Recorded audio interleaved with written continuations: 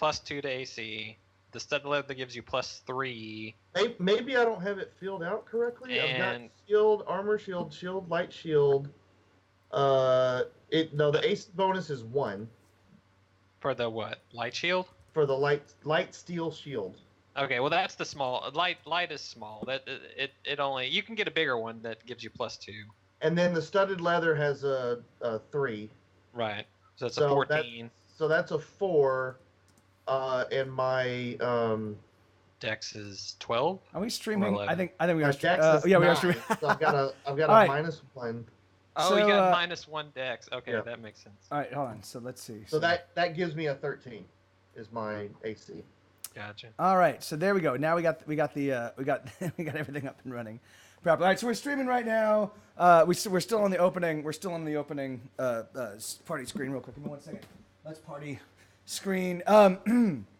La di da di da. All right, so let me see. Okay, so we figured that. So what I'm thinking we'll do is we'll kind of get all of the backstory, all of Faye's backstory out of the way, and then we can kind of dive into Roll20 and get some character sheet stuff implemented. Okay. Although I really don't understand. Like the thing is like it's pretty damn easy, and I don't see why Matt was like I could and then I can have because I'm like yeah, it's just easy. You just plug it in, Yeah. I just need you to make me a character sheet. Yeah. Oh yeah. In fact, let me do here. Let's bring. So that's enough of the let's party thing. There's a ton of shit in there, but if you just kind of follow it. Yeah. Type your numbers here. Type these numbers in here. There's probably a ton of shit that we're not taking advantage of. Like I don't know some of this other stuff. Talos is your name. In play. Okay, no, it's gonna be in your Traviso. Can be edited and controlled by Travis. Okay, you're already there. I'm gonna give my and then if you want to throw in an image, you can. Here I've got. I'm gonna see if I can take that image. Can I take that guy? No, I can't. Oh yeah. No, I can't. Shit. Okay, well, fuck it. You can correct that later on. And then this is your character sheet. So yeah, so you've got a character sheet now. You should have access to it. So we'll get that.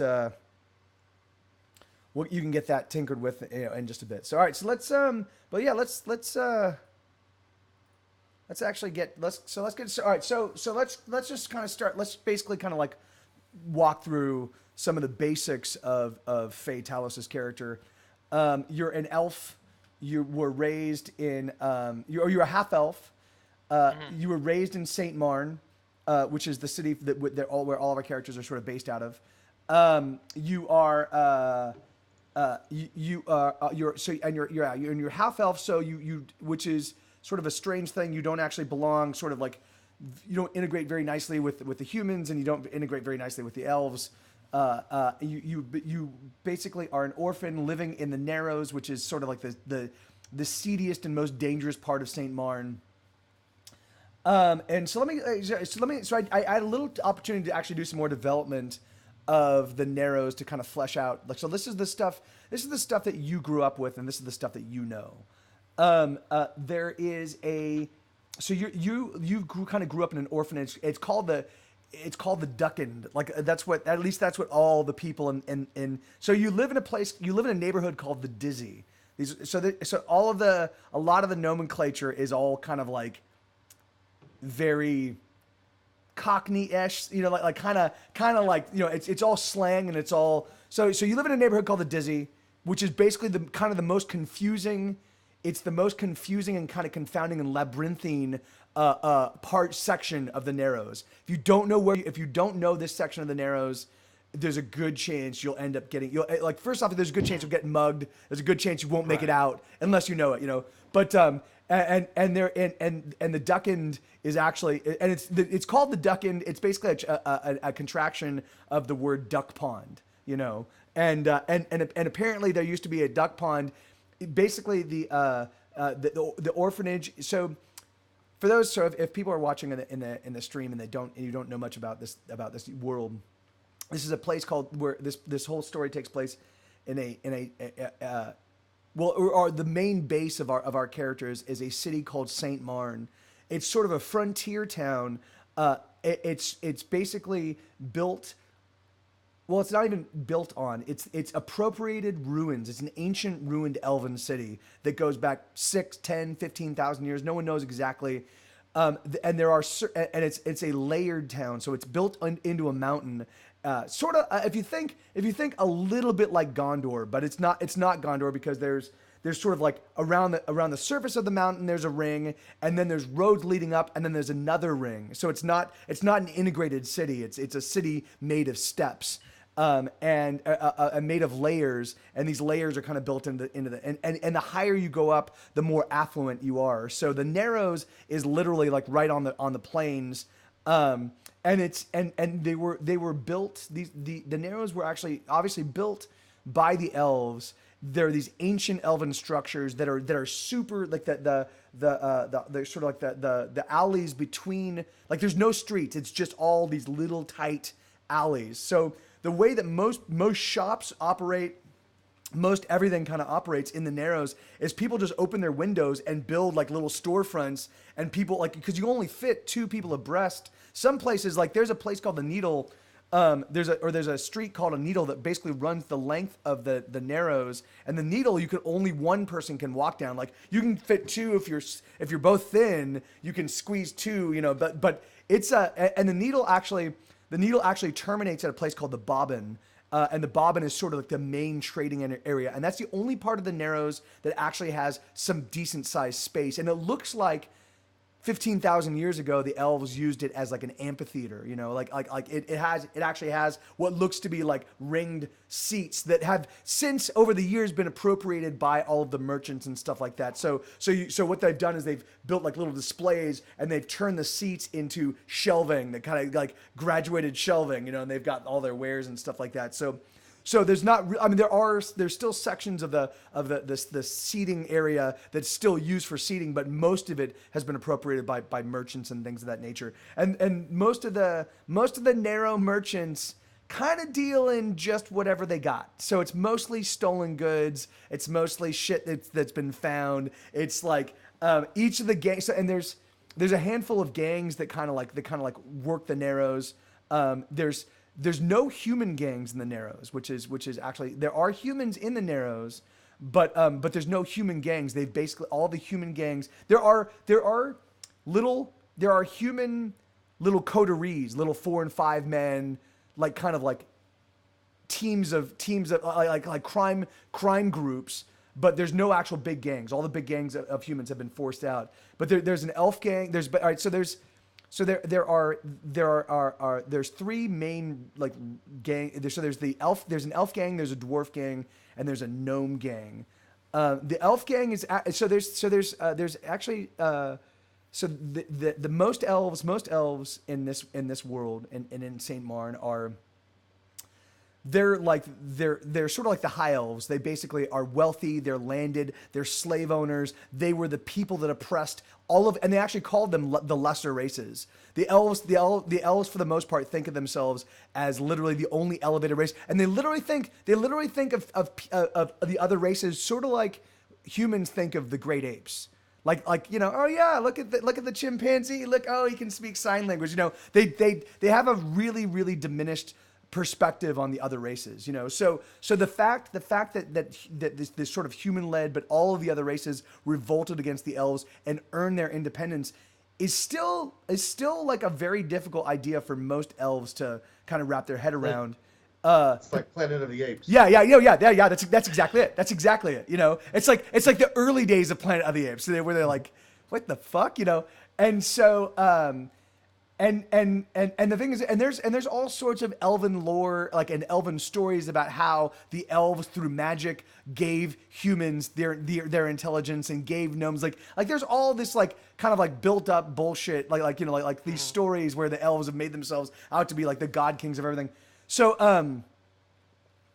but there are elves that are considered sort of untouchables, and they're actually even looked at as worse than even the other races, and they're called the Iri Dukanor, and the Iridokanor are they're the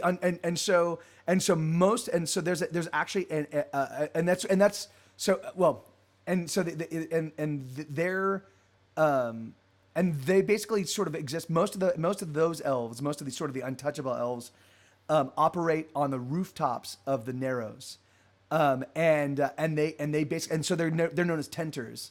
They actually call themselves the Iridukanor. It's a name you don't know. No one, guys don't know what that means. It's an old Elvish name, but but everybody knows them as tenters, and they all basically like the halflings. The halflings basically borrowed that idea from the tenters. The halflings have their own sort of their own like sort of skyline tented area in the Narrows that the tenters don't actually have. But the tenters are the main that's where most of the elves, you can find most of the elves. There's a dwarf gang that basically colloquially are called the Blackies. They actually call themselves the Shaping Hand or Kurak Dragdol. But they're known as their name in human or the common tongue is the Shaping Hand, and everybody calls, at least everybody in the Narrows calls them the Blackies. And the thing is, and that's because they actually all of them they all wear. What's that? Is that DW? Like Dowackies? No, Blackies with a B. Blackies. Okay. Yeah, I was gonna say that sounds way more offensive. Oh yeah, no, Blackies, yeah.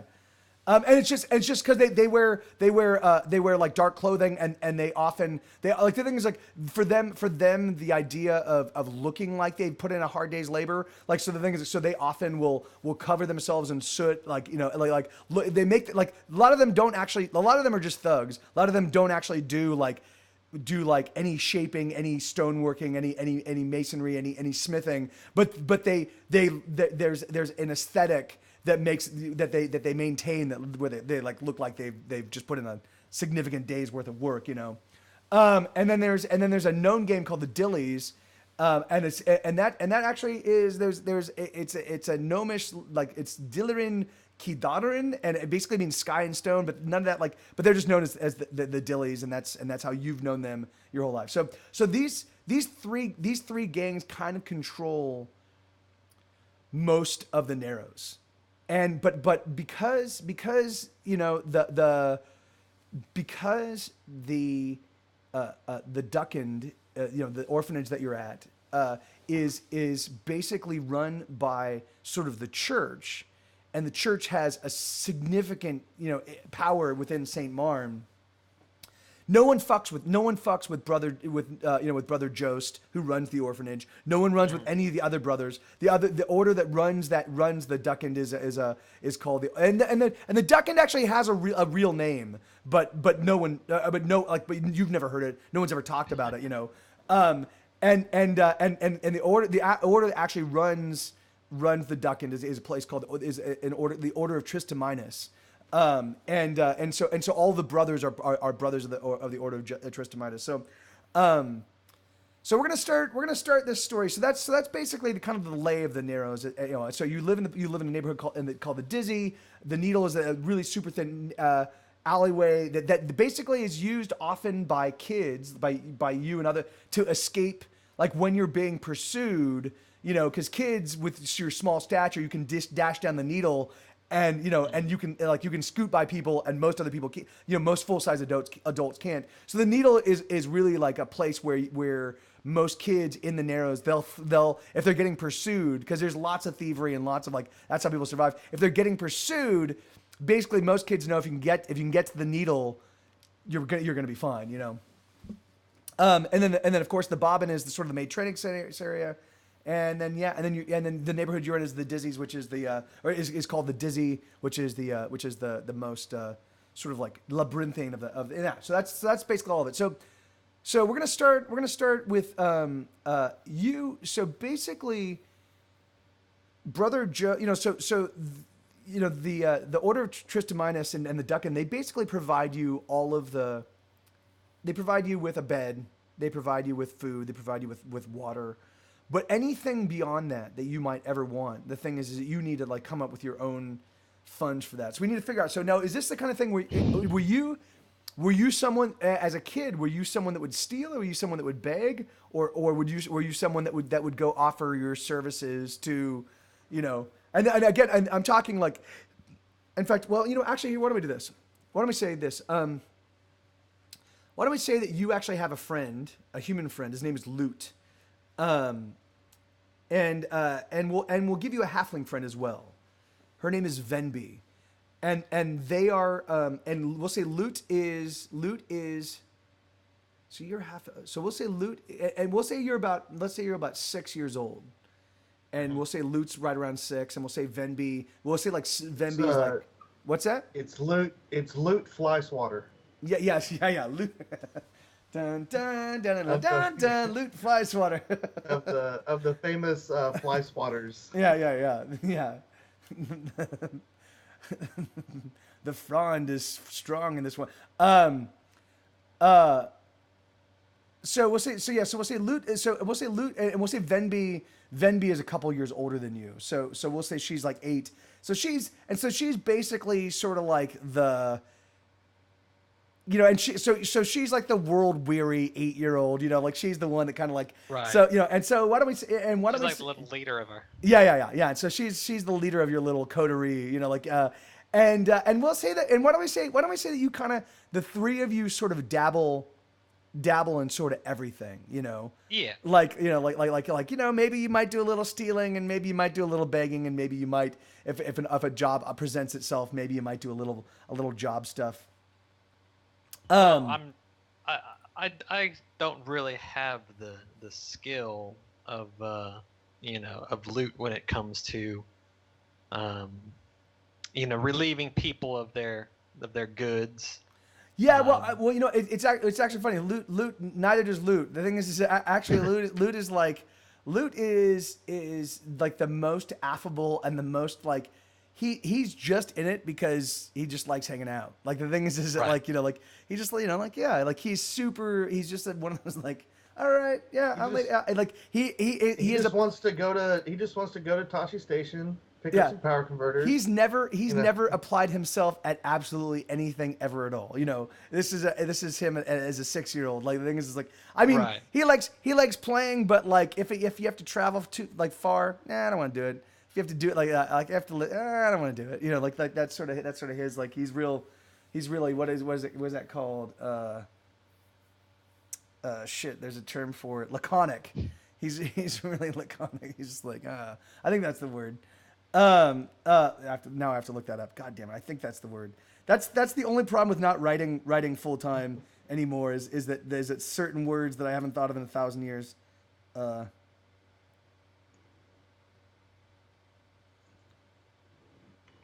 No. That's he's using very few words. There's another word that sounds like it. But anyway, but he's like just about the lethargic. No, he's just listless. Languid. Maybe languid might work. He's just north of super lazy. You can get him to do stuff. Yeah, all right, I'll do it. I might bitch and moan. But. So the thing is like, and then Venby is, she literally like, she's kind of taken the two of you on as special projects, and she's, right. And so she's like, and because she's tiny, she's fucking, I mean, she's a halfling already, but she's only 8 years old. She is fucking right. tiny, So she basically zips around. In fact, she's the one that taught you guys that if you're ever getting chased by an adult, by head to the needle. Yeah. Then just like if you're getting chased by a bigger, then just then just go to the needle. So we'll say that you guys the three of you are kind of hanging out in the bobbin, just kind of like skulking around looking for, like, maybe there might be a job to do, maybe there might be an opportunity to steal something, maybe there's going to be a fist fight, or like the thing is like, so the bobbin for the gangs, so all of the Narrows is kind of broken up into territories. The territories don't make a lot of sense. There's like right. certain streets that, because gnomes have always lived there, that's an elven, that's like the gnomish thing, but it might be surrounded by 4 elven Well, the elves kind of rule the basically the skyline, the tops of all the buildings, but they also have a presence and domiciles and control streets all throughout the Narrows. Then and the Elven gang, the Tenters are basically the biggest gang of the Narrows. As which they believe is their due, even though they amongst the normal elves, amongst sort of like the houses, the elven houses, they are considered the lowest of the. They're even considered lower, they literally are to the elves of the houses. They are like House Ellereth, House Malarath, all these. Those houses, they won't even talk to or touch, right. But they're like kings here amongst the. Yeah. But the thing is, and it's funny because it still is. It's because a lot of the other races still, because they're elves, still kind of defer to them. Even though they still so the thing is, and so the Tenters are sort of taking advantage of that. So we're gonna say that you guys are kind of hanging out in the Bobbin.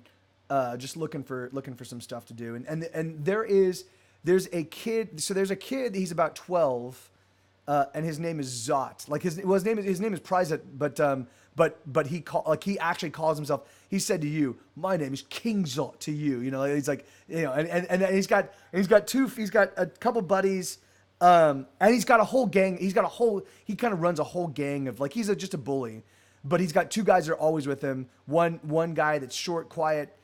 Seems very, very bright. His name is Breeze, and then a really big girl named Gondo, and that's obviously her nickname. But they're all humans, and so we'll say that you guys are kind of just kind of looking around for stuff to do, and then Venby is like, shit. Just hide. Everybody hide. What? Oh shit. And you guys see Zot. And Breeze and Gondo, they're kind of just kind of walking through the sort of amongst the throng, just kind of checking things out and kind of looking for things to, what trouble to get into. Now again, we're gonna say you're about 6 years old, so but you definitely know to stay out of eye shot of Zod if you can. Yeah. Yeah. So yeah, find a place to hide. I wonder what he's doing here. And where are you gonna and where so things so the way that the Bobbin is set up, it is completely fucking ramshackle. The thing is there's no actual paths, or there are paths, but it's it is literally a fucking just sheer chaos. So basically, what happened at some point in time when this first opened up was people just started putting down little shops. They're all makeshift stalls, and now the only way and they just were placed down totally fucking randomly. Now you definitely even as a 6-year-old, you kind of have a pretty good idea of how to negotiate them. You kind of know where all your favorite shops are and things that when you get enough money, where to buy sweets or things of that nature, where to buy fruits or whatever, but it's still just completely fucking just maniacally situated, Okay. And so it's pretty easy to get lost here. It's pretty easy to hide from someone because there's no real rhyme or reason. You can just move behind something and there's a good chance they're not going to find you. It's usually pretty much chaos in the Bobbin. Okay. So how much of my magical talent has? So at 6 years old, none. Yeah. None. Okay. None. Yeah. Okay. Well then, obviously I'm going to kind of motion to Bimby and Loot and kind of indicate that maybe we should, maybe we should find someplace else to hang out. Zot, he might be here. Who knows how long he's going to be hanging out here? Yeah, Venby's like, no. We're staying. She's like, we want to. I want to get some good food today. I'm sick of eating fucking duck and swill. Well, she's not saying that as an 8-year-old, but yeah, the duck and food is disgusting. I want real food. Ugh. I want real food. No, yeah. Well. But quick, hide. And you guys notice so as you're talking, as you're discussing this, she says, "Quick, hide," and then you notice Zot looks over and he spots you guys and just fucking grins. And he motions the other two, and they start making their way over for you pretty quickly. Oh, this Venby's like, this could be bad. Yeah. Venby's like, well, don't run, don't split up. We'll run if I say run. But let's just see what, like, they're not gonna, they can't do too much with not with all these people around, right? Well, you say that, but I mean, who's gonna care if, he starts pummeling us? Well, I know that. I don't know. Well, all right, we'll see. Damn it! You're right. Damn it. And Loot is like, whatever, guys. He's not gonna do anything to us, And he's like, hey, Zot. And Zot walks up, and so now Loot's a pretty big kid, but and Zot's like, Loot, how many times do you have to tell? But again, Loot's like still 6 years old. He's a pretty big 6-year-old, but he's still 6. You know? Right. So Zot walks up and goes, Loot. So all right, so let me say this. So Erloser, you're about 16 years old, and you're actually in the bobbin with Elder Justine. He's actually looking. There are certain religious icons that were stolen from an altar sort of across town, and there's been word that these icons, which are apparently cursed or something of that nature, have some negative something, and so you guys are in the bobbin sort of searching for a vendor that might either have these icons or know where they can be procured. So you guys are there, and so you guys are literally in the stall, kind of like just adjacent to where you see these, like, these like, so you're about 16. There's about 2 6-year-old kids, and there's a little 8-year-old kid, or there's like a tiny little halfling girl. And and so the thing is like, and so while Elder Justine is sort of like, what's that? How old is Zot, or how big is he? He's about 11, he's big. He's a kid, but he's like a big kid. Yeah. He's like he was held back in school a few times. Yeah, and he's like maybe 5'9", 140 pounds. Like at 11, like he's a pretty big kid. Okay. So Zot walks up and goes, and he's like, Loot, what did I tell you about hanging out with the skoke here? Look at this skoke. Look at this. He's pointing at you. He's pointing at you, Faye, and he's like, look at this skoke with the skoke ears and the skokiest of all the skokes I've ever seen. Skoke. Hey, I'm human. And you've never heard that word. You've never heard that word. Right.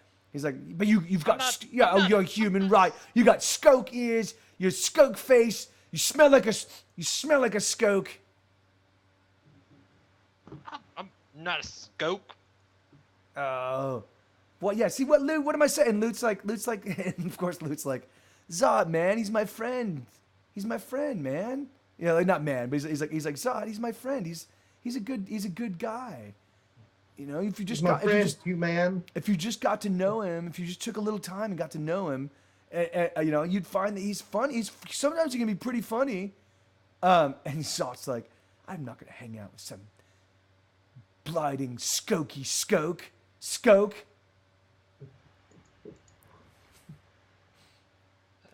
Hey, I lean over to Bimby. What's a skoke? She's like, I don't know. I don't.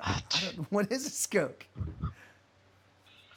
Do I know what a Do I know what a Yeah. It's a deprecating. It's like a deprecation for the for elf.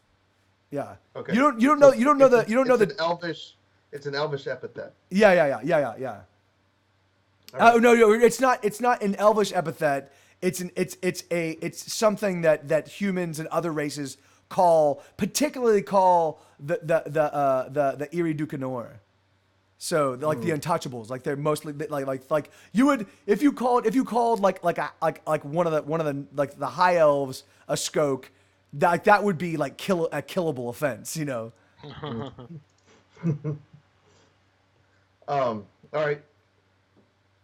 But the thing is that, if I'm listening to this, if I knew what it was. Yeah, and it is. I mean, it's a pretty foul. It's a pretty foul word. Like it's a basically like an adult. You call an adult elf a skoke, like of any like the thing is like it's like, you know, you might if amongst the gangs they might call like they'll use those kind of epithets at each other and you know, because they've got but that's something that like there's a good chance it'll either end up in a fist fight or you know, or blood will be drawn, you know, maybe not murder, but it'll definitely be, you know, like it's not a good term to call something, you know, call someone. So yeah, so what are you doing now?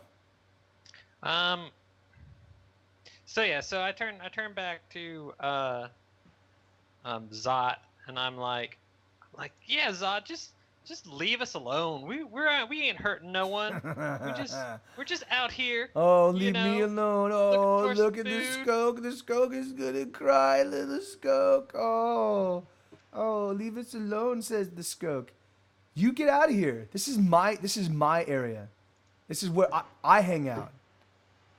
We don't want any skokes here. Well, you're a skoke. Do I look like a skoke? Do I smell like a skoke? No, because I'm not. You still smell bad. A skoke says what? When was the last time you bathed? Actually, I don't think you've ever bathed. Well, let me just look at some. Let me just check out some. What was it? Hold on. Okay, there we go. Okay. So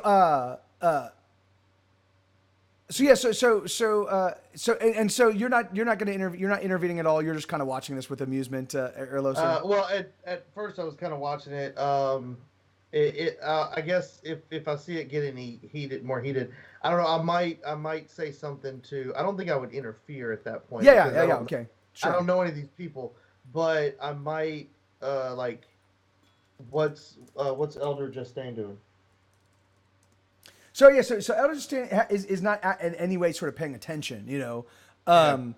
He's just. So is he busy? Is he in the middle of something? Is he looking around? Yeah. So he's actually embroiled in a pretty significant conversation with one of the vendors that apparently looks like they might have a lead on those icons.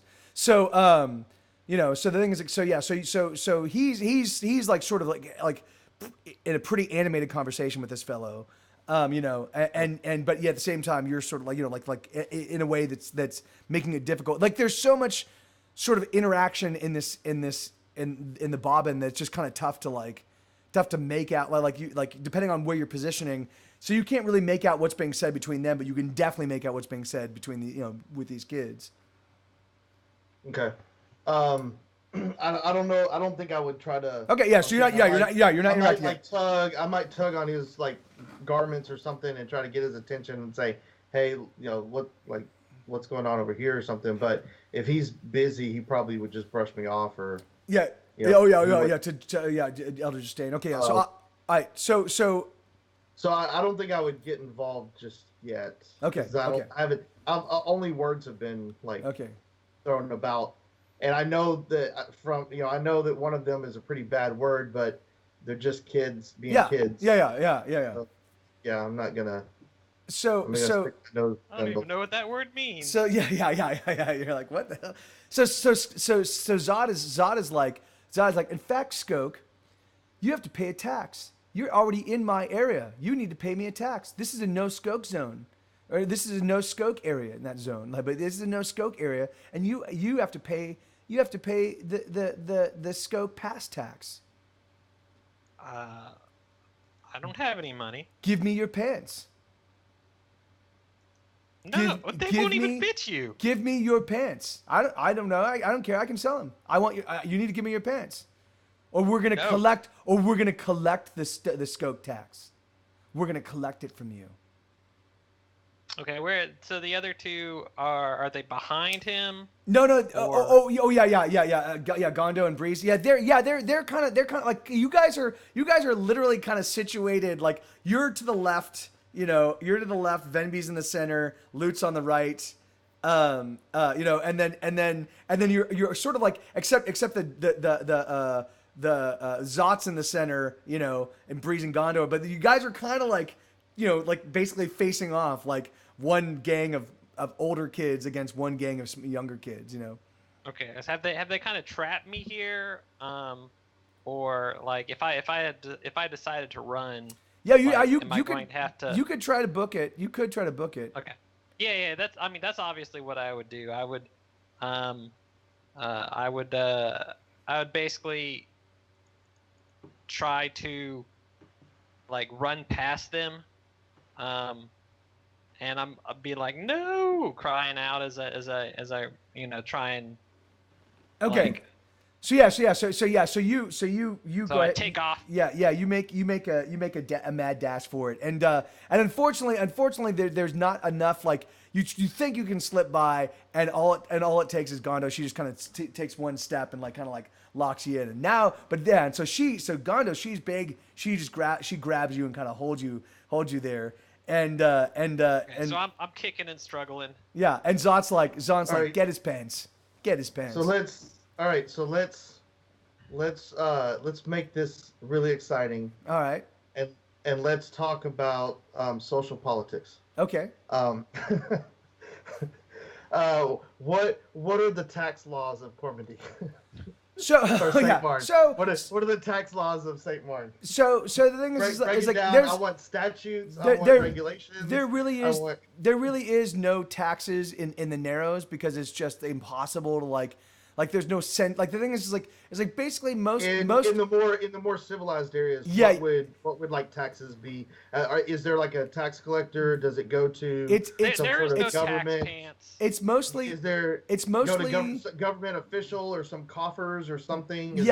Most taxes. So this is the way most of the funds kind of work. So the things that pay for the city, because it's a port city and because it's literally the only port city in on this side of the continent, it's a place where like every person that kind of like is sort of, I mean, because for the most part, if you don't live in Saint Marn, if you operate outside the city, you're either sort of like a nominal homesteader, but mostly it's just adventurers. It's mostly people going out to explore and seek their fortunes in all of the ruins that have been kind of like, the thing is like, so where most of those people, so there's a lot of trade that happens both with the people in the city, but also with everybody outside of the city. And so there's lots of taxation that occurs on the goods coming in and leaving Saint Martin. There's not a lot of exports, but there's a lot of imports. You know, it's basically anything. Like the thing is it basically the thing that Saint Martin does have that a lot of is there is a lot of agriculture. It's just that like by the time, it doesn't like. It costs too much to like basically hire mages to keep it cool to actually get it. Like it's just, so the thing is like, so most of that trade is just local, Okay. So yeah, so things so we just lost Travis. Oh no, now you Sorry. No worries. Did you change your camera or something? I was playing around with some settings. Sorry. No worries. So where would like the taxes, do they, like, is there some sort of government? Well, all right. So I'm trying to think of how my character would approach the situation. And with the knowledge he would have, and I'm assuming he would have some knowledge of how the government. I know he's only 16, but he would have some cursory knowledge of how Well, government. well, the thing is that there's also that there's also like where this kid has probably learned the idea of tax is that basically the gangs tax you. The gangs tax. Like the thing is that that's what they call it. They call it a tax, you know. And so the things and so if you have a shop in a gang territory, you pay the gangs a tax. If you know like everybody that does anything in the bobbin usually ends up having to pay all three gangs a tax. Like the thing is like so that and the thing is and the tax. The way taxes work in the Narrows is it's usually something that you know depending on who it is that they're taxing and what you know like the likely like they're going to tax you based on the likelihood like that it's going to keep you in business, but it's the most I can get out of you and keep you in business, you know. And the thing is like and I'm going to do it and it's going to be done It's protection money. Yeah. Like, it's going to be done in an interval money. that you can sustain, but keeps, you know. So like I guess what I'm trying to say would be in the more civilized areas. Yeah. Is there some sort of central authority for? Is there like an IRS? Yeah, there was. So the thing is like so since the revolution, it's like there's like 4 or 5 different. There used to be one organization, one elven run organization that kind of like managed all of that. But now there's like under the new human control, it's like there's the organization that kind of handles all of the dock stuff. There's the organization that handles all of like there's an organization that handles disbursement. So once it moves from the docks to the actual city, and depending on where in the city it is, so is it in the Narrows? Is it in Green Harbor? Is it in Sky Harbor? Is it in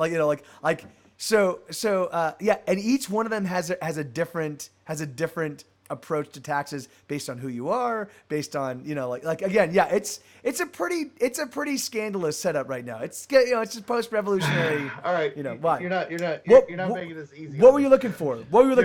Your bureaucracy isn't making this easy. Yeah. It used to be under the old elves, under the old elven thing. It used to be a 10% tax. Like it was basically there was basically 10% tax on every transaction.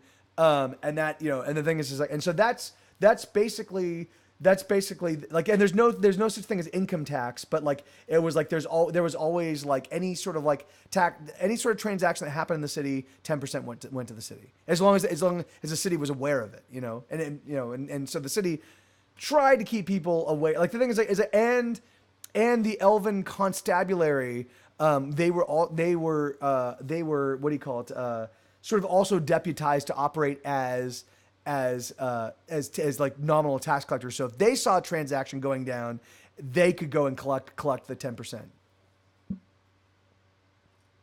Okay. So this is what I'll do then. As soon as I see it heats up, he gets grabbed. Yeah. And they're like take his pants off to pay the tax. Yeah.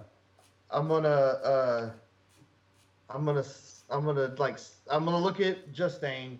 I'm assuming he's still heated and busy. He's probably not paying attention. He's not even paying attention to me. Yeah. So I'm gonna step up. I'm gonna make my presence known, like either a harumph or with a scuffle or something like that. Somehow I'm gonna make my presence known. And we'll say at this point when you do interject, like they've got his pants, like they've got his pants like they're like partially off, like they're trying to tug at it, and he's like so. And I'm gonna say in a loud voice, I'm gonna say, all taxes must go to the St. Marn Urban Planning and Development Department.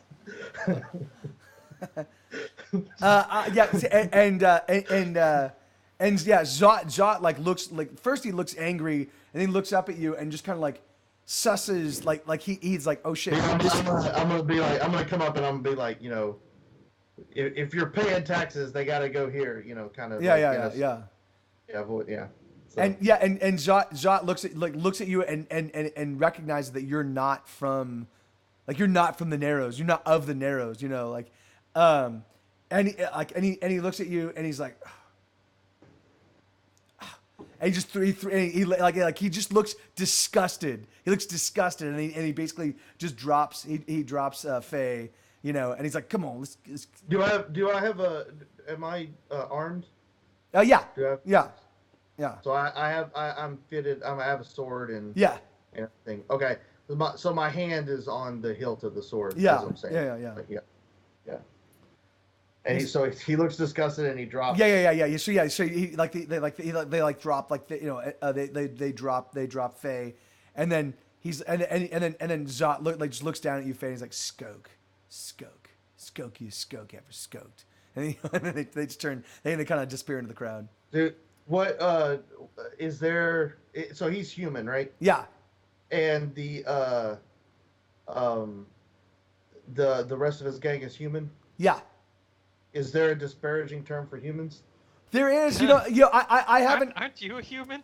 Yeah, and Yeah, but I don't know what it would be. and the thing is, and I haven't. Outside the game, me Jeff is asking Mike. Yeah, and there certainly there's there certainly would be, particularly amongst these gangs. Things like I didn't get that far. I haven't yet developed that word. So if there's a word you want to use that you think would be fun, and if it works, then we can do it. Otherwise, I will spend a little bit of time, and I just haven't had a chance to kind of build that. I normally try to build out the lexicon, at least enough lexicon to make it feel legit with everybody. I just didn't have a chance to figure out them versus humans. I should have, and I just didn't.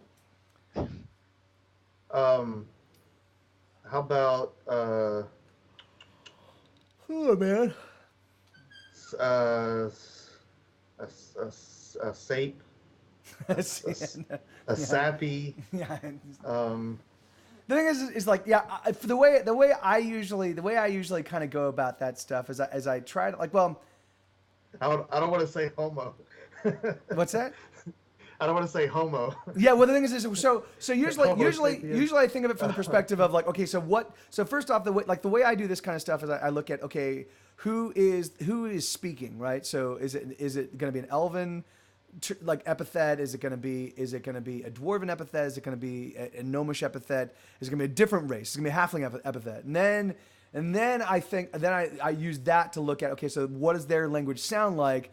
And then usually but whatever. So but you use some other, you use some epithet. I'll come up with that. We'll interject it in, All right, yeah, we'll just say we'll say I use something, but I'll just say right now I'll just say as he's saying that, walking away, I'll be like, only a sapie would call another race a skoke. Yeah. Or only a sapie would use such a term as skoke. Yeah. Or something like that. And it's a very derogatory term towards humans. One human saying it to another human. Oh yeah, so he turns and looks at you, and then he looks like he does this. He looks at you, and he looks around at all of the kind of moving, the traffic and all the people and what's happening, And then he looks at you and he goes, "Skoke lover," and he just turns and as everybody's mingling, he just waited for it at just the moment, and then he just dives into the crowd in a way where there's just no way you catch him, It's just so. I pull my sword out of the scabbard just a little bit, and step forward, and then he's gone. Yeah. So I'm gonna during Skoke this lover. I'm gonna move back next to Vimby and Loot, and I'm gonna be like, hey, this guy looks like he has some coins. Let's rob the guy that just saved me. Well, he's obviously not Yeah. He's obviously not from around here. Yeah. So Vendi walks up so this little halfling girl. So she's halflings end up 3 feet tall. Think about an 8-year-old halfling kid. So it's she's 2.5. She's fucking tiny, And she walks up to you and puts her puts her arms on her hips, very what are you and she's like, "Who are you and why did you help him out?" I'm like, shut up, Happy.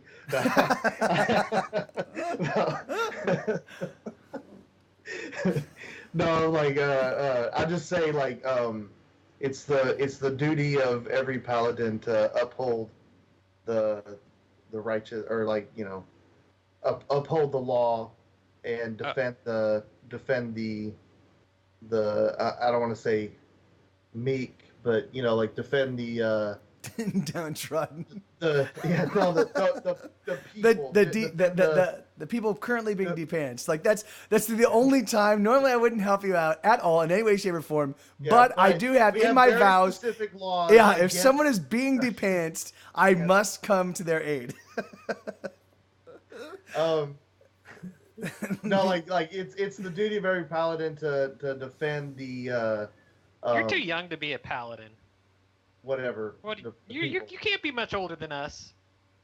He's he's 16 years old though. He definitely, I mean, he's young, but he definitely, like the thing is a 16-year-old to a 6-year-old. I mean, that's a pretty huge gap, I look at him, I'm like, you're a funny kid. yeah. And so she's like, well, do you want to buy us some food? Do I have any money?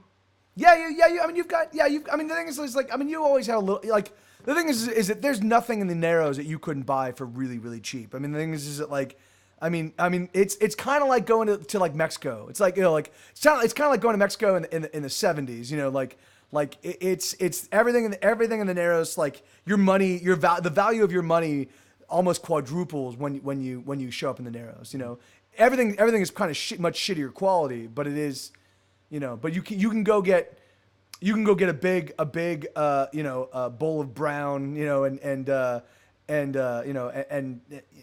bowl of brown and some like what do you call it? Like bread heels, and some like relatively clean water, and all of that will cost you, a copper or two, Now I'm assuming, I would have been instructed to watch my coin purse. Yeah, absolutely. And the thing is just like, and I mean, the thing is because you're in the Narrows, you probably have like a whole bunch of like different like protections on, it's probably like not zipped up, but it's like, there's probably like multiple layers just to access your funds, Yeah. All right. So like, I would say like I probably, reach in to like where I have, some, maybe not all my money, but some of my money, behind several layers of my jerkin or whatever. You probably have I'm figuring that most people in St. Marn probably have their money sort of like so they probably have the money that they're gonna spend in like for easy things, so they're gonna have like a $5 pot. They're gonna have like $5 in current money. They're gonna have like $5 in an easy to access pocket, and they're gonna have $50 sort of hidden, deep, So the thing is like, so they kind of have the ability to like to move quickly without exposing all of their money. That's probably pretty normal St. Marn practice, So you probably do have like an easy to access pocket that's still relatively protected against pickpockets and stuff like that. That has maybe like 2 silver worth of funds in it. Maybe not even that. So I reach into that pocket, and I'll pull out a couple of coins. Like a couple, like the lowest. Couple coppers. Yeah, just the lowest amount like that I had. That's enough for them to get some food or something. Cool. Yeah. And I don't pull it all out. I just grab a couple of coins. Okay. And I can, I guess, tell by touch or something. Yeah. That I'm grabbing the right coins. So I don't have to pull the whole thing out and look at it and like pour a bunch of coins out in my hand and rifle through it. I don't want to do that. I just want to grab a couple coins. And I look at them. I put them in my hand. I look at them. I look at the kids, and then I'm just like, here you go. And I'll just hand them a couple coins. Hey, what are you doing here? And you looking for something? I mean, we know the bobbin like the back of our hands. I mean, if you're looking for weapons or wine or whatever, we know this is our place. The only thing I'm looking for is And again, I would put that I would refilter that language through the mouth of a 6-year-old. Definitely you could say that. Definitely you could say that exact same kind of thing as a 6-year-old, because it is sort of like everything it is sort of like your house. It is sort of like you got somebody that you know doesn't belong there, and you're like, I can, like, so, like you definitely probably do have, like, you can be like kind of showing off a bit, like, you want to know where this is? Yeah, you want to know where this is? You need someone to guide you around. We can take you to all the good spots. I tell him I'm here with my master, or I don't know what my term for him would be. Do they have the symbol of Saint Marn on them?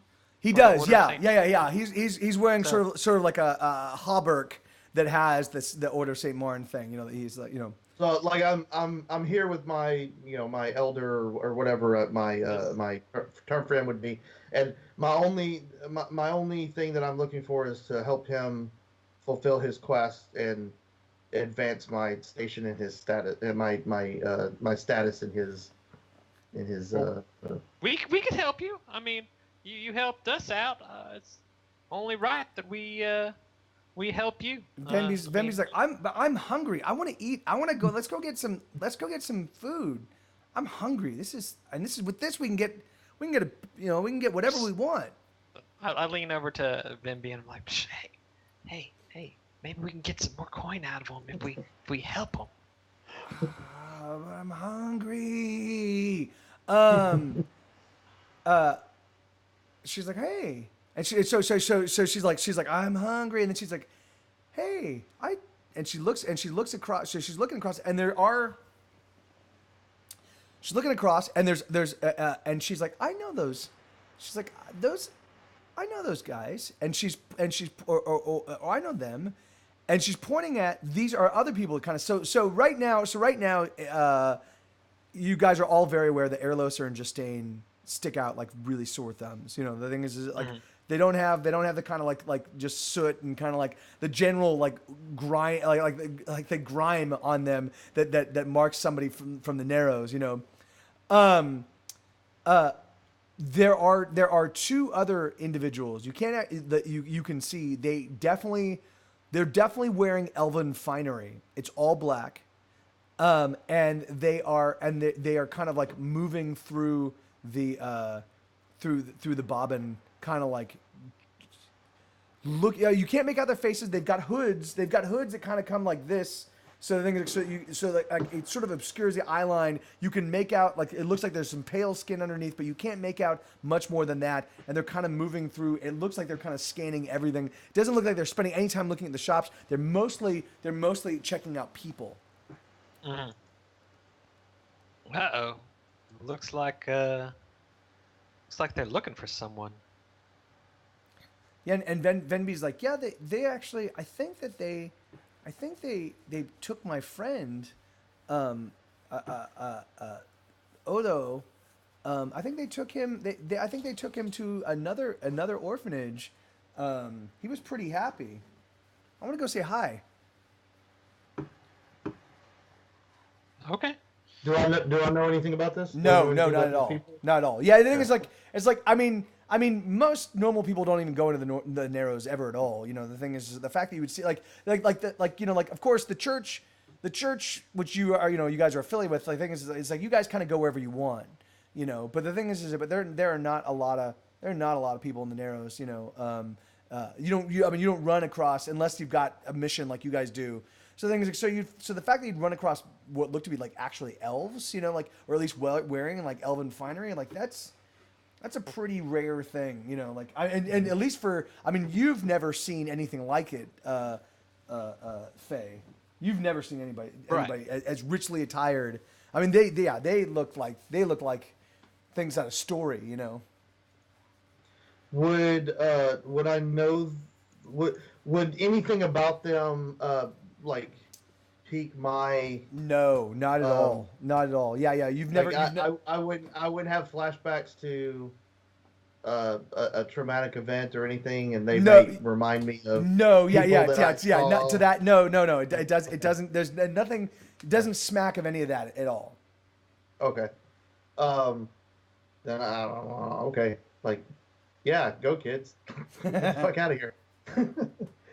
Okay. So Well, I Go actually, get so some actually, food. actually, so Venby actually just skips over to them, you know, and right. walks up to him and like, so you guys are sitting there, you guys are still talking, and We're she's standing like, back. Yeah. you know, and so she does that, and she's, you know, like, and they're talking, and then she kind of puts her hands up, whoever it is, whatever, like, you know, human or elf or some, you know, or something else, like, bends down, picks her up, and kind of like cradles her like a little toddler, you know, and then they kind of disappear into the crowd. So they take her though. Yeah, yeah. Oh no. Yeah. I immediately start. I'm like, hey, and I immediately start running after Okay. him. Oh yeah, yeah. All right. So yeah. So yeah, yeah. So all right. So yeah. So you actually. So the thing is it's kind of difficult, like, to negotiate through as they start moving through, just because of the press of people. But you actually get to them. What are Airlos? Are you? So you unless you sort of pursue, you're not going to be able to follow what happens next. Um, well, I mean, I don't know these kids. I don't Yeah. like. I just tried to help out. I don't know Okay. what's No, going no, on. no. That's fine. I did see this one kid like get upset, or not necessarily. I don't know. Like he was like, "Hey, stop!" and he ran off. But my master's over here. Is it far from him? Like, is it in the opposite direction of where he is? Uh, Because I don't want to stray. I don't want to It stray too is, yeah, yeah, far. yeah, yeah. They are moving. Yeah, they are moving away from. They are moving away from All right. So like, just I getting. would probably not pursue Okay, them no, that's all because awesome. I would not want to That's like fine. stray So too far. so you have to go. You have to go maybe 30 feet before you actually catch up to them, Faye. And so when you do, you grab. So the fellow in front, or the person in front, maybe guy or girl, you're not 100% certain. The person in front is the one carrying Venby. The one in back is the one that you actually get to first.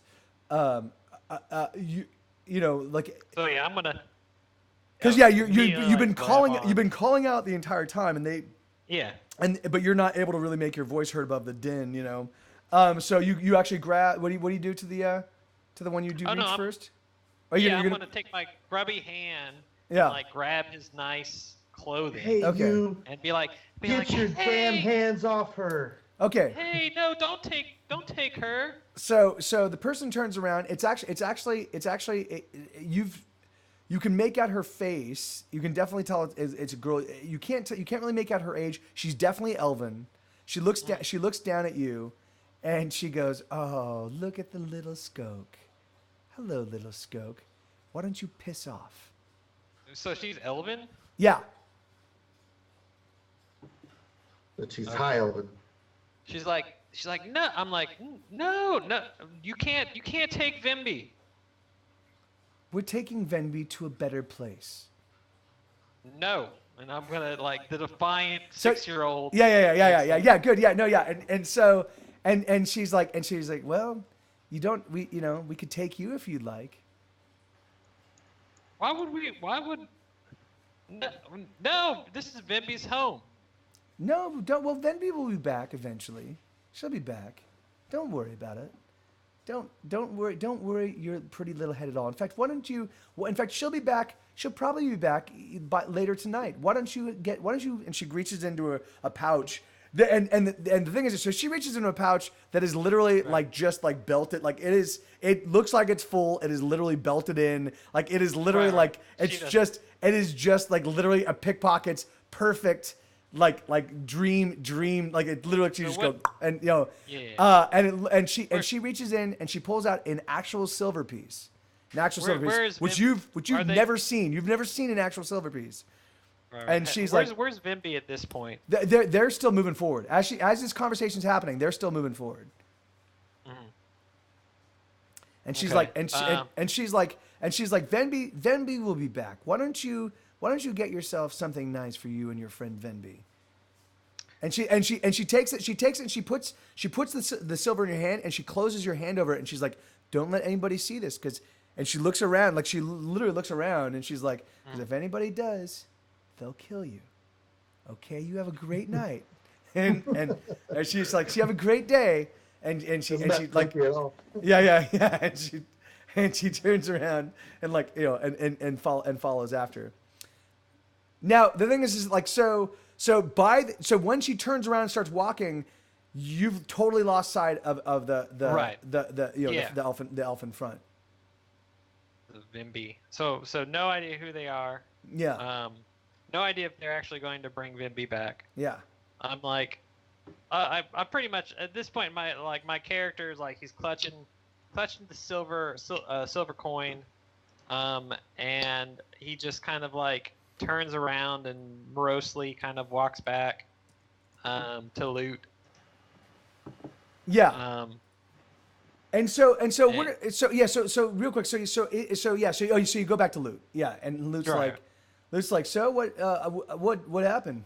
No, Loot was actually with you. Loot actually followed you there. Right. Loot didn't say anything, but when she offered you a silver piece, he's like, and then when she walks away, he comes to you and he's like half that's mine. I'm kind of pretty much just ignoring him at this point. No, you don't. No, we're gonna share that. Let's go share. Let's go. Come on. Let's go get.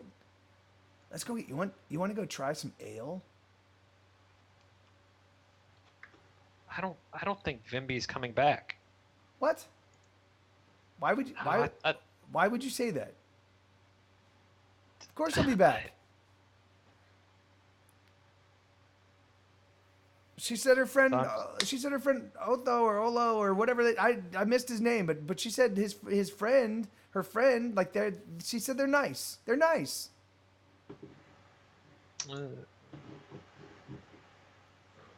No. So I'm going to probably just take off at this point. Okay, so the thing is so like is there anything because is there anything because I think we're gonna cut that there. So that was a Right. that was a 6-year-old memory. Yeah, so you Yeah, never see Venby ever again. Right. And the thing is that like and there is And you sold her. You sold her for a piece of silver. yeah. For only one You piece of silver. Judas. You could yeah. You Judas, you. And the thing is like and so eventually you guys word gets back that halfling kids keep going missing, you know. But at this point in time, but by the time like Venby was like no one had heard anything like that at this point in time, but you guys just kept hearing since that point in time. There's been multiple stories of halfling kids being missing, and so the halflings really kind of bunker down. Like the thing is they stop hanging out with anybody but their own, which was sad because through Venby you actually had made a handful of other halfling kid friends, and so Right. but the thing is like but after they started disappearing, like the thing is like that was just like that was the last straw, So one of the things with my character is like he would have never he would still have that silver coin. Yeah. Okay. Yeah. Cool. Like that is maybe something that he got made into got put into a necklace, or maybe he just carries it with him. Yeah. And it's kind of like one of those things where it's one of his like great regrets, and he has this silver coin that he kind of like will pull out and just kind of think about what happened. Yeah. Awesome. Yeah, that's great. And then you can make that. Think Yeah, about how much of a traitor he is. Well, I mean, Judas he is. yeah, all 6-year-old kid, what he was going to do to a bunch of adults. So we're gonna fast forward. We're gonna fast forward now. So oh no. Yeah, no. So we're gonna actually fast forward. We're gonna actually fast forward to let's say 3 or 4 days later. Okay.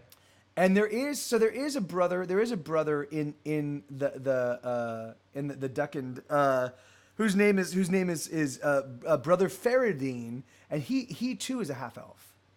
And he's the only other half elf that you're even aware of, Right.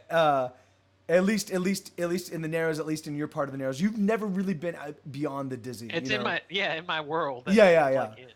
You know, and so the thing is and for the most part, Brother Faradine really doesn't interact with the kids in the orphanage. You know, you guys don't like, and so you've never really, had any. But we'll say that, like, so what kind of how would your kid, how would your how would your character react to when you realize that Venby is not coming back? You know, so first off, we have to kind of figure out what kind of interval, like how long it takes for that to really sink in, because that's when this occur. This is when this is going to occur. Like, I would think my character, maybe wait a few days. Maybe he's scared of telling Brother Yost. I think maybe, and we won't actually role play this, but I'm thinking maybe you might have gone to Venby's, to the halfling sort of encampment. That's all, and you might have looked for, you might have ran across Venby's mom. And maybe Venby has a brother or sister too. You might have talked to them, and they were like, and the thing is, and we'll say that that maybe they've been frightened for a couple days. Like it's normal for kids to kind of disappear for maybe a day or so. Because they're hey, give me 1 second. Somebody here. So hey, do not bark, dude.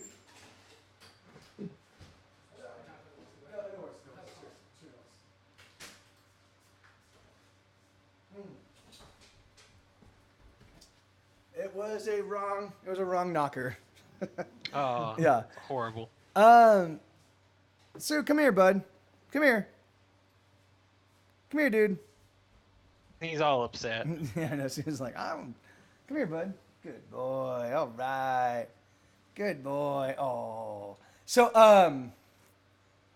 we'll say that they were kind of in a state when you showed up, and so they grilled you pretty significantly about what you remembered and what they looked like. Right. And you can definitely remember her face, but the thing is that you weren't able to really give, details that that meant anything. You're 6 years old, she had eyes and a mouth, And you told him about how you sold her for a piece of silver. Yeah. And you did tell him, You did tell him that, Don't tell anyone about that silver coin. That's my dark shame. Yeah. All right. So we'll say that, so right around the time that it kind of really dawns on you, we're so now, are you the kind of kid that would cry over that? Are you the kind of kid that would mope over that? Like how would you kind of express your grief once you realize that she's not coming back, or maybe she might be actually, have been kidnapped or harmed, or who knows what, Right. Well, my character would probably, he wouldn't cry, but he would probably cut himself off from everyone, and with a knife. No, cut himself off with a knife. But he would basically like a knife. No. I imagine that he would stop hanging out with Loot, and especially since if Loot was mad about the silver coin, which he might have thought he deserved half of. Yeah. That would probably cause a bit of a falling out between them.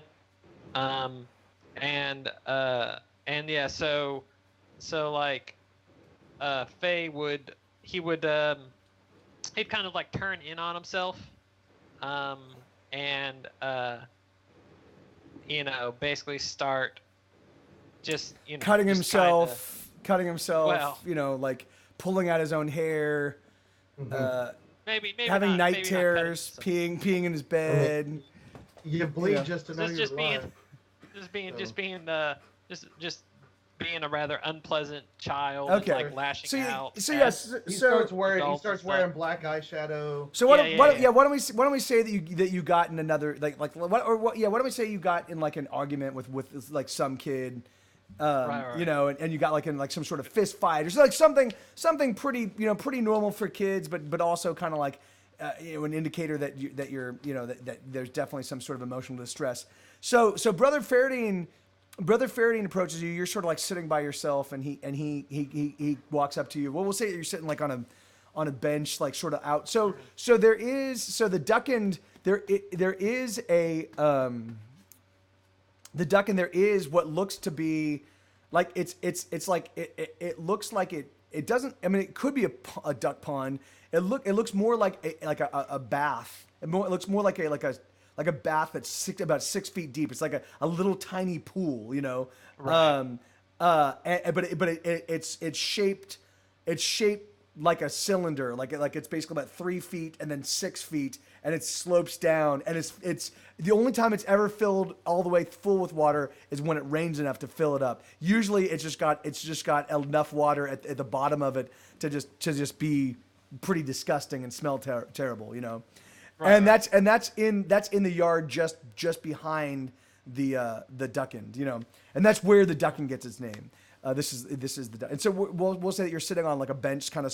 So there are about 20 benches that surround this thing. So it literally looks like it looks like it's an amphitheater surrounding the duck. Like, not really an amphitheater, but it's like a place where an audience can watch the duck end, you know, watch the ducks, I guess. Right. But it's like 20 Well, of there's them. no So it's like a full audience watching, you know, watching a very small duck pond for apparently, you know, a duck, you know, 2 ducks. So brother Faradine walks up to you and he's like, may I sit? My character probably just he just shrugs. He's Yeah. like, No, you yeah, know, that's great. Like, what? And he sits down next to you and he goes, is this I heard recently that you were introduced to the word skoke. Is that why you've been so upset with your fellow? I mean, really here we at the Duck End, we really like to think of you as all brothers and sisters, right? So Nah, that's not it. I'm worried about Vimby. Venby. Oh, that's Yeah, your she- little halfling friend. Yes.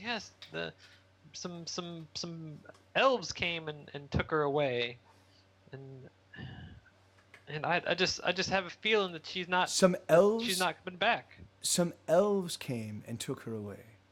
Yes. Can you They- describe these elves to me? They were wearing very nice clothes, and they looked like very very beautiful, and Was it very beautiful? like Was out of a were they men or story. women? Were they men or women? there were women. I spoke to one lady.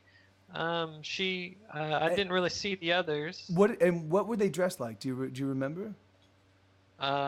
They had robes, I believe, nice robes and hoods. I kind of described hoods. the. Well, no. I mean, Right. again, you have to describe it from the perspective of a 6-year-old as well. The thing is like, Yeah, you know, yeah, like so it's gonna be, Nice. yeah. So you paint a 6-year-old picture of these people, you know, and he's like,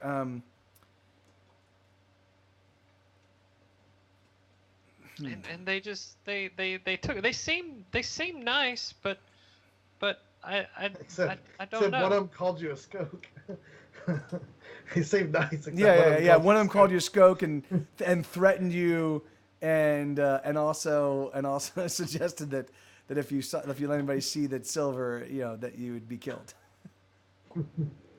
Well, that's the thing. Yeah. I mean, as a child, I might not like be able to get all of that. Like, Well, I would think would- that the moment you discover the word skoke, right? The thing is like Right. knowing it's an epithet and then having an adult use that on you, that would be I'm figuring that would be that might have an impression, you know, that might Right. make an impact. Well, like I said, I mean, I explained that, you know, I'm like they tried to act friendly, and Vimby seemed to think they were friends, but I mean, she called me a skoke, and Who called you? The elven woman called you a skoke? yes, I, I mean, what Do is a you skoke? a skoke? Now this is ancient elven. A This is skoke is what you are. a skoke. A skoke is actually a vulgarization of the word scotillion, which used to mean it was basically elves. Elves are, you of course have some elvish blood in you. I have some elvish blood in me. As you know, elves were not necessarily like the kind of elves that our parents were. Would most certainly have been designated as skokes at some point in time. Scotillion used to mean an ambassador to the lesser races. So anybody that interacted with the lesser races, they were back in the day when the old elven nation was around, and we don't know much about it.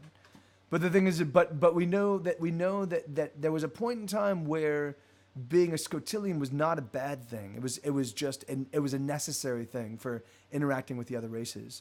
But as the Elven Empire grew in power and prestige, those who were relegated to interacting with humans, those who lived with the humans, those who lived with the dwarves, that like they were eventually looked at as lesser than, and then eventually they were considered what we know as the untouchables today, the Eerie Ducanor.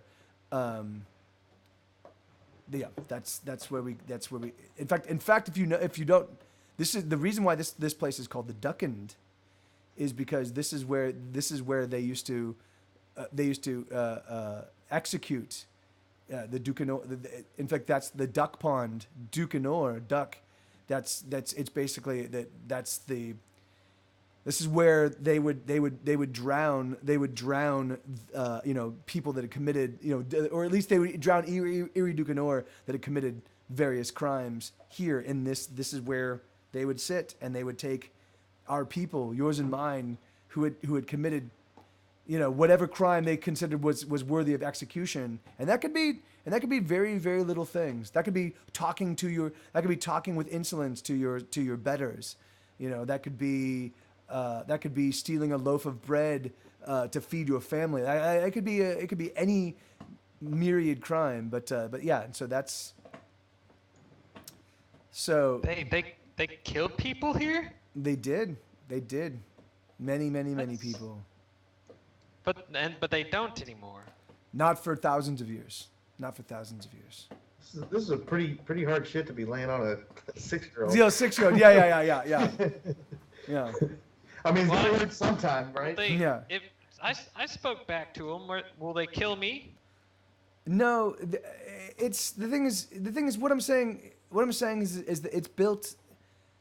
A Scotillion was once, if not lauded by the elves, if not appreciated and lauded by the elves themselves, it was definitely appreciated by all the other races. We were the bridges. The Scotillion, the Skokes, were the bridges between the elven kind and all of the other races. The fact that there is even there is even a human civilization now has freed itself of the yoke of their elven oppressors.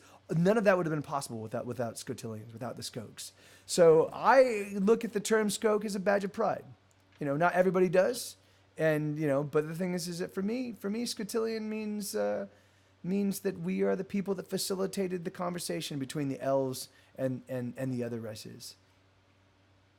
Well, I mean, I guess then that I'm okay being a skoke.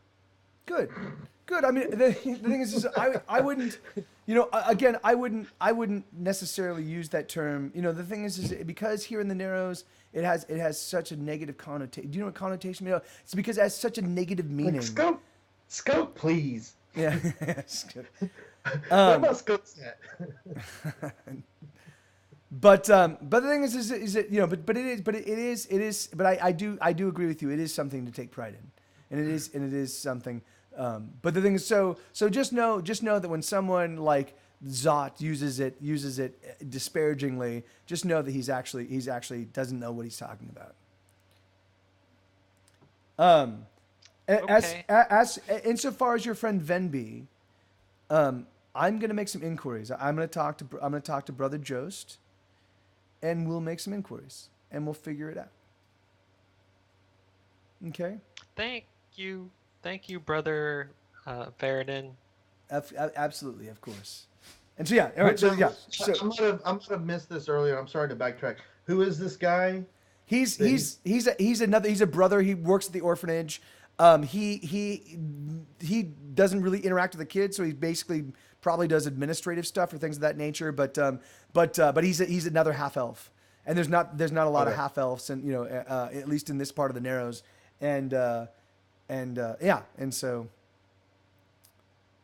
Okay. yeah. Carry on. Sorry, I missed that part. I don't know. Oh yeah, no worries, no worries. Okay, so now we're gonna fast forward. We're gonna fast forward you're about 9 years old, about 3 years later. Okay. And you are so we're gonna say that you've actually made a friend by the name of Brugus, who is the he's the son of a lieutenant in the Blackies, the Kurak Drogdol, or the Shaping Hand. So his dad is a pretty kind of high muckety muck in the Blackies, but he's also like he's like a gruff, he's like he dotes on his kid, and his kid can do no wrong, and anybody his kid likes he likes, and so Right. and you met Brugus in the Bobbin, so basically yeah, Brugus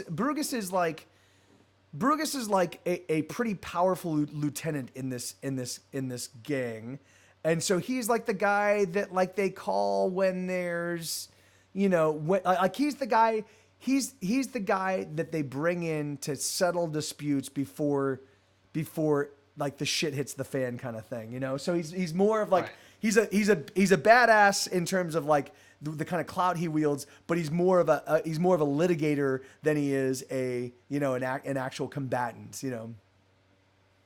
And he fucking just dotes on his son, So the thing is like and the two of you become friends. Is the lieutenant also named Brogus? Brugus? Brogus and Brogus Jr.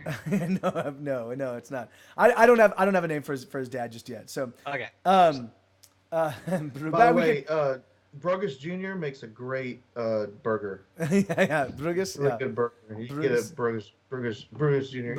Brugus Jr. burger. Yeah. Hey, yeah, Brugus Jr. burgers. They do sound good. Yum.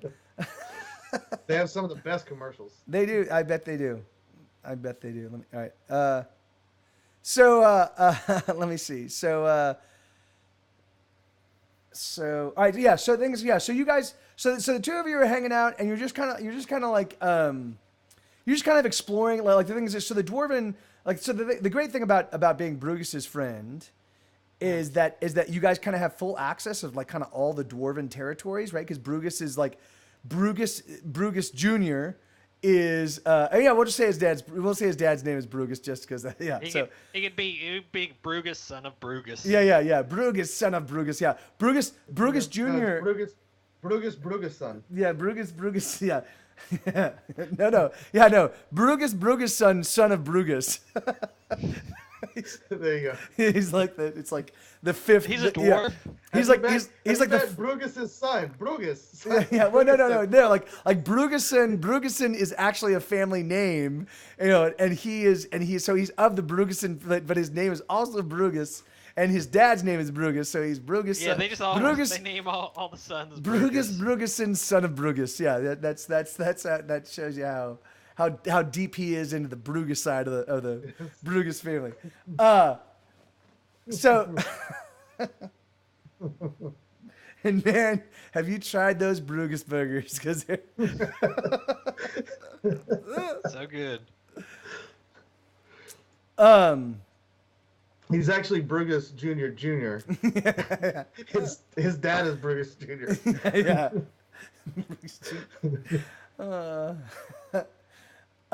We come, son, we come from a long line of Brugisons. Yeah, your father was a Brugus. Your grandfather was a Brugus. Your great grandfather was a Brugus. Grandfather was a Brugus. And they all made hamburgers. Yeah, and they all made tasty hamburgers. So you guys are kind of hanging out and you're playing and and so the thing is, and so you guys have taken to sort of exploring like, because the thing is like, you know, the ruins of the Narrows, you know, like there's a lot of like, if you go deep enough there, you know, like there's lots of areas that just no one's really explored in a long time, you know, or at least like, Right. you know, it's just like, you know, this is an ancient elven ruin, you know, so you and Brugus have kind of taken to kind of exploring the, you know, sort of like that, like just kind of exploring, you know, this part of the Narrows, and you guys, you kind of, you know, and so you're kind of just having a great afternoon, you're hanging out, and you find, and then you kind of stumble out, you know, like, and you're like, oh, hey, look, there's like this looks like a little portal kind of thing, and you push it open, and you climb out, and you look around, and you are surrounded by about 6 gnomes they all look like they're adult, like they all look like they're young adult gnomes, like 17, 18. They're all wearing Dillarin. They're all wearing Dilly colors, and you guys literally pop up. You look around. You're like, oh, it looks good. You're like, let's check this out. You climb out, and you know, and then you look around. And it's like, and you're in what it looks like it used to be a one of the Narrows like alleyways that's been kind of like boxed up and boarded up to basically just become like a little backyard area. And these dillies are like just kind of like they're kind of sitting on boxes and kind of like they're just kind of like lounging around, and you guys literally just kind of like off of like out of this like little kind of like great portal thing, you guys just kind of like walk out and you're like, oh fuck, you know. Well, look what we've got here, boys. Who are you, gentlemen? Us? Yes, yeah. So this guy, this is like a little gnome. He's about, you know, you guys are about 10 years old. He's probably about your height. You know, he definitely looks a little bit more muscular than you. Well, he definitely looks a lot more muscular than you. He's an adult gnome, but he's about your height. You know, and he definitely like, and he's so the gnomes in the Narrows have taken to like tattooing themselves, and they basically what they do is they tattoo themselves with their exploits, the shit that they've done, right? So the thing is that like, so there are certain tattoos that indicate like, these are the number of people I kill, these are the number of races I've killed. If it's a particularly interesting murder, like if there's a pretty interesting fight or death, like they might do the face of the person they killed, they might do like an actual blow, like things like, but and then any other kind of crimes that they've committed, anything like that. So it's like literally they are covered in what amounts to like hieroglyphics / comic books, you know. Yeah, a lot of teardrops. And the thing is that most of the kids and most of these kids don't have a lot, right? Because the thing is that like you have to have lived a bit. But this guy, the guy that's talking to you, like the thing is that he's got one sleeve and another one started. So he's definitely you definitely know enough of the Narrows to know that like this guy has already done quite a bit of shit despite his young age. Hey, Give me 1 second. Okay.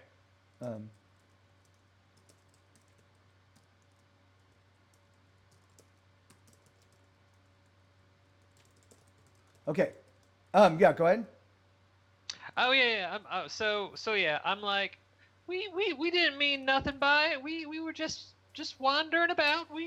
Yeah, but we you ain't seen nothing. you wandered into Dilly territory, son. So now you're gonna have to pay the toll. So what do you got on you? What do you got on you? You know, nothing. And he looks and then one guy peels off.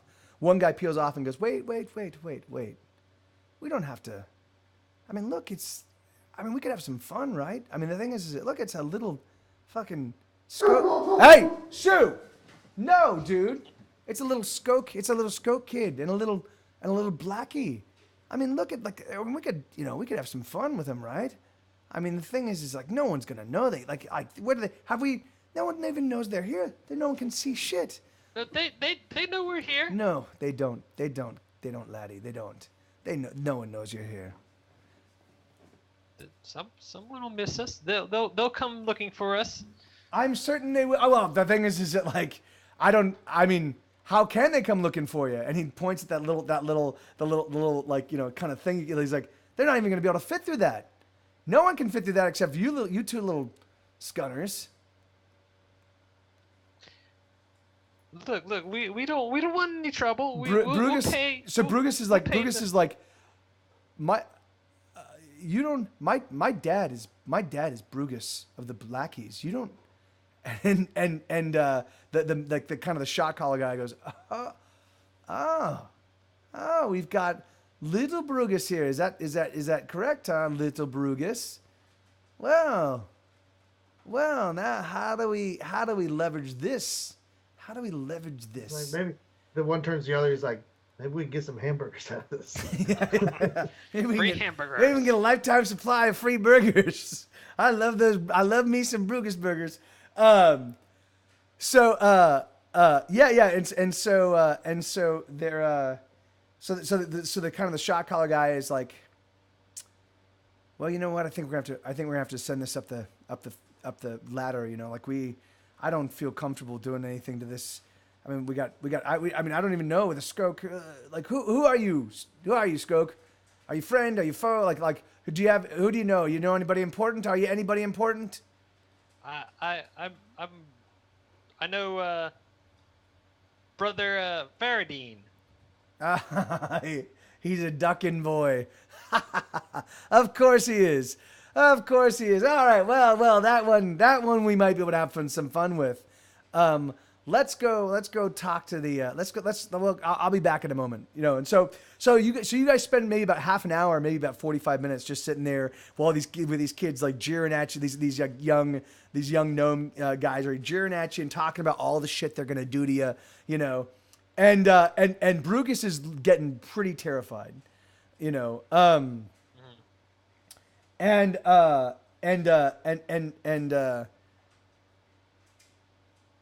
what we're gonna say that over the past couple of years, you have been experiencing sort of like just strange stuff happening, like just right. like the thing is that like your magical prowess was over the past couple of years has been slowly kind of developing, slowly kind of coming into focus. But and so we'll say that maybe about 45 minutes later, the shot caller guy comes back and he's like, "You dwarf, come here, come with me."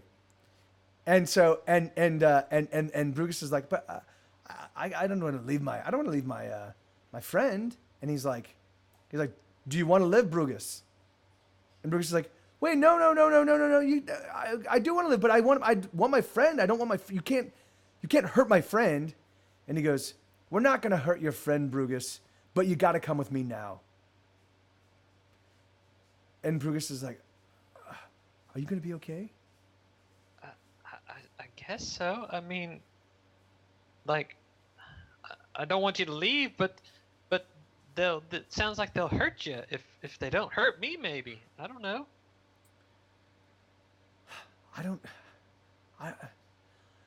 All right. Where are you taking me? And where are you going to take me? And at least Brugus says, and the shot collar gnome goes, "Well, we're gonna get you back to your dad eventually. After he's gonna pay us some money, and we're gonna get you back to your dad. How does that sound?" And Brugus is like, I promise you, my dad will get you out. I hope so. He will. I promise you.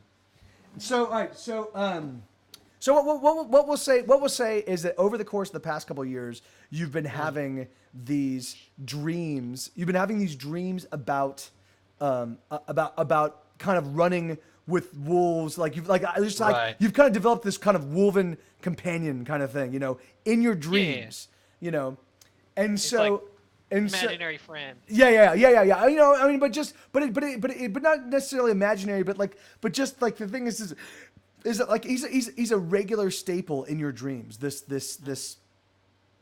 just wolf, like even if your dream has nothing to do with wolves, just he's there, you know. So Right. and he talks to you, you know, like he's a talking dog, you know, he's a talking wolf dog, you know, and you're like, hey, all right, you know, He's and my friend. and My friend he's Bigby.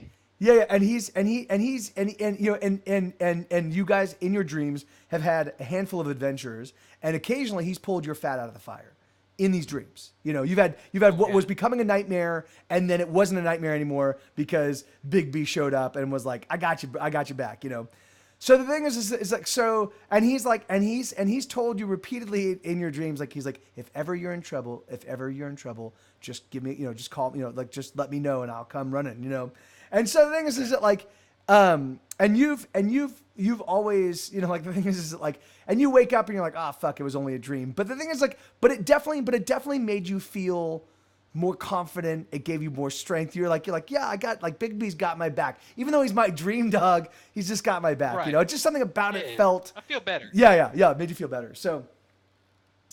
So now, so we're gonna fast forward. So the thing is, so yeah, so he's like, I'm gonna get my dad. I promise you, I'm gonna get my dad.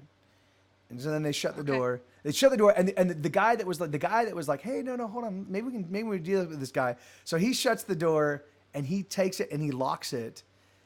Like so, yeah. So he basically he kind of like just basically does he takes some chains, runs some chains through it, and then puts a like a metal like a metal rod through the chain link, so there's no way that, you know. And he turns around and he looks at you. He looks at you, and it is the most disquieting look you've ever seen. Like it's just a pretty frightful. Like he looks at you and he's like, "All right, you little skoke, come here. Let's have some fun." He's like, "So he's like, you know what? You want one thing I've always wanted, boys?" And they're like, "What's that?" And he's like, "I've always wanted a necklace with an elven ear. What do you think?" And they're No, like, no, no, no. But Brugus' dad. He's going to he's going to he's going to he's going to come save you. yeah, that's what we told Brugus. You know, and we're fairly certain that that his dad's gonna, you know, like his dad's gonna let this one go. You did enter into our territory. We literally had rights. We had rights to do whatever the fuck we wanted to both of you. We're gonna give him back because we can make some coin off of him. But we can't make any coin off of a ducking kid, can we? There's nothing that you guys can offer us except for a little bit of fun and a little bit of sport and a little bit of entertainment. And so that's what we're gonna take out of you.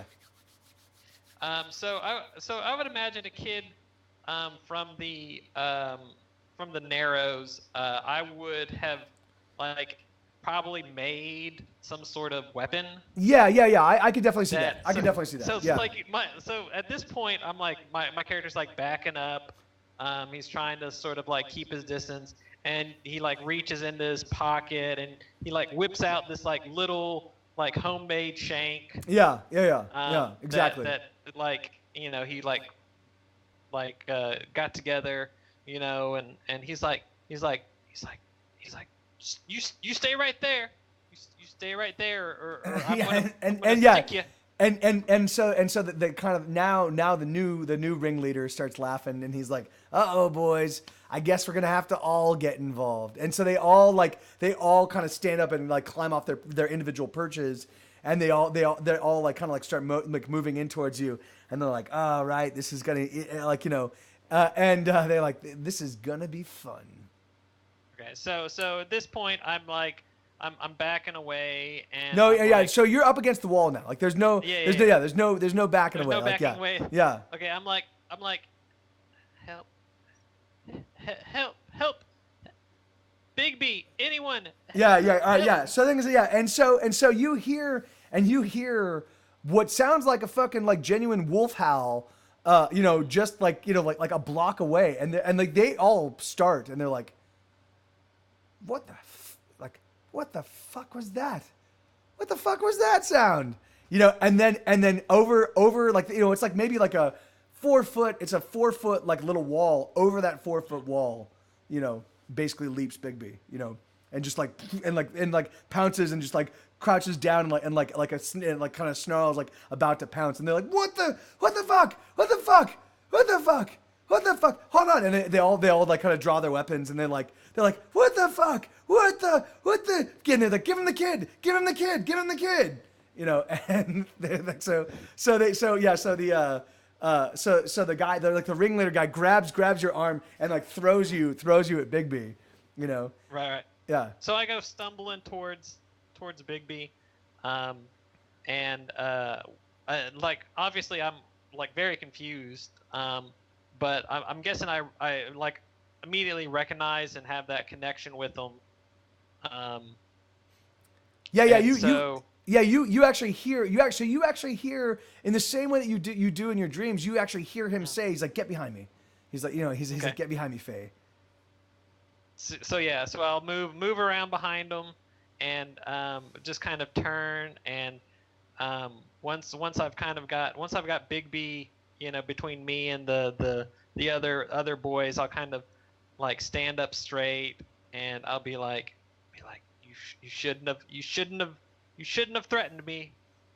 Yeah, and they're literally like fucking frightened out of them. Because the thing is like he's still like he's like Sue's size, you know. He's like, you know, he's still a puppy, but he's still gigantic, you know. And so you know, and these gnomes, they're fucking pretty small creatures. They are fucking losing their shit, you know. And they're like just get the wall down. And so they start pushing shit over and like knocking all the wall stuff down. Like, go! They're like just go, please, just go. So I'll once they start running, I'm gonna start. No. They're like, saying to yelling. you. They're saying to you, Oh, just just go. go? They're like, Okay. like just go. Like they're really like they're like fuck. Like they just pushed shit down as quickly as they possibly could, and then like got backed away. They're like, just go. You know, Okay. like get the fuck out. Yeah, I'll walk up next to Bigby, and you know we'll slowly sort of like walk out, and you know I'll kind of look at him and be like, yeah, that's right. Don't mess with Bigby. All right, so now the thing is like, so I there's one other main scene that involves both you and Erlos here, but I don't have time. It's already almost 9:00. Okay, and so we'll have to pick that up. So we'll have to, the next time that we got another situation like this, we'll go and do that. The scene basically I want to run is you at about 16, where you first get involved with the organization that you know, that basically kind of like, you know, that you end up getting caught up in, that ends you up where you are when you meet the party. So Okay. No, I'm still here. yeah, sorry. So that's so sorry about that, guys. I just can't like I still have another couple hours of work on my No, it's plate. fine. So Oh no, that's fine. So I tried to access the character sheet, and it's still what is it? I'm not sure if it's just that it doesn't have. Okay, let me like, see. Faye Talos. It's assigned. It's assigned to you. Let me make sure it is. Hold on. Might have permissions. I'm not sure. Yeah, hold on. How do I? Hold on. How do I? Okay, hold on, let's do this. Let's delete this. Let's create a new one. All right, so there you go. Add a new character. Faye Talos in players' journals.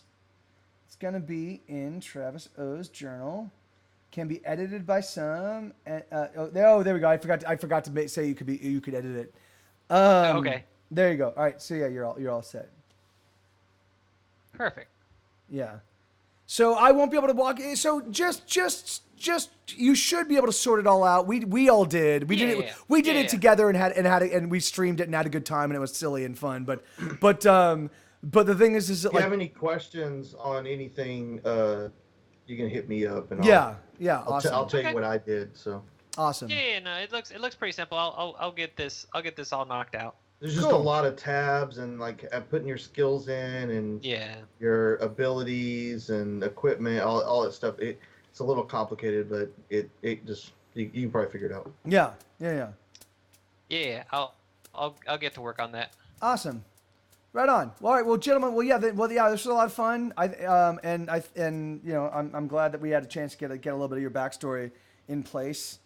And the great thing is that it does tie into the main story, and it is gonna add some extra color to everything else. So that'll be good. And it is nice to get a little bit of the Narrows fleshed out, because I definitely wanted to do that. So, I want to figure out how I can join this this group that keeps kidnapping halflings and killing them.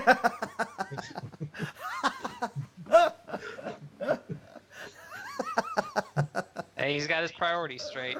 oh He knows what he wants. Yeah, very funny. All right, gentlemen. All right, so I will see you guys later. Thank you for those of you in the stream. Sorry about that, Branham 65. I'm sorry, man. I missed all of your comments, because I totally missed it. I was just embroiled in the game. Yeah, you guys be well, and I will see. I'll catch you. Well, you guys stick around for just a second, and everybody in the stream, I will catch you later. Love you guys. Abiento.